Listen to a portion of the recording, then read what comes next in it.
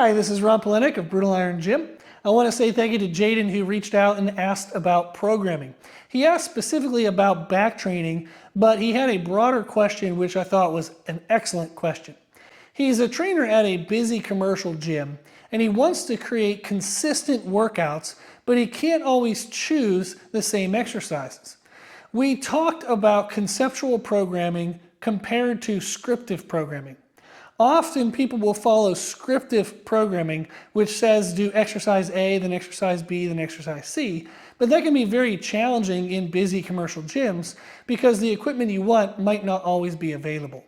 So instead, he and I talked about conceptual programming, which would be putting together workouts based on categories of exercises, and then he can plug and play whatever equipment is available that fits that category. In today's example, we're going to go through a back workout. What I typically would suggest that trainers start with is with an exercise that focuses on the back side of the shoulder. The fancy name for the shoulders is the deltoids. Our deltoids have a front, a middle, and a rear section. The rear section of the shoulders contributes aesthetically to how we look, especially for our back development. It contributes to our posture. With proper backside of the shoulder development, we look like we are standing more upright rather than rounded over. And we also want to make sure that the development of that muscle on the back side of the shoulder, strength and size-wise, is equal to the front side of the shoulder for overall shoulder health. So it's beneficial for us to start our workouts focusing on the back side of the shoulder.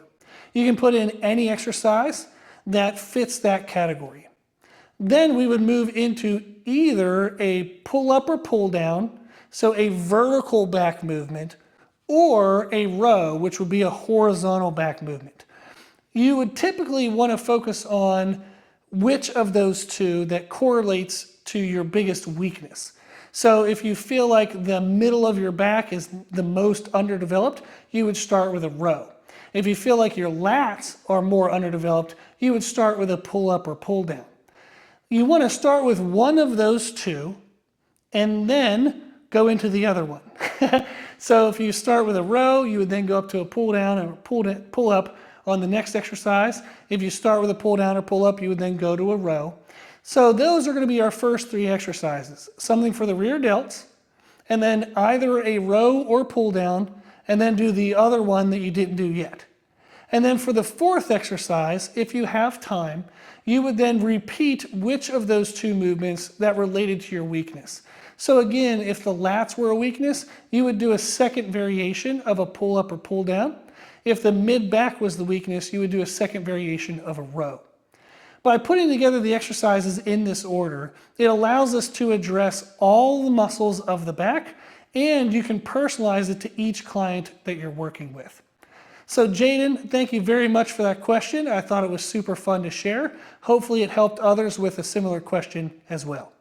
If anybody else has any questions, you can always put them in the comment section below or send me an email to brutalirongym@gmail.com. You can also check out our website at www.brutalirongym.com.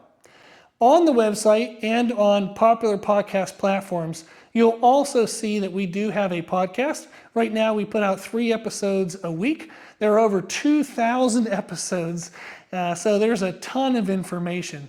You can find that under the name Brutal Iron Gym, again on any popular podcast platform or on our website. That's it. Thank you for watching.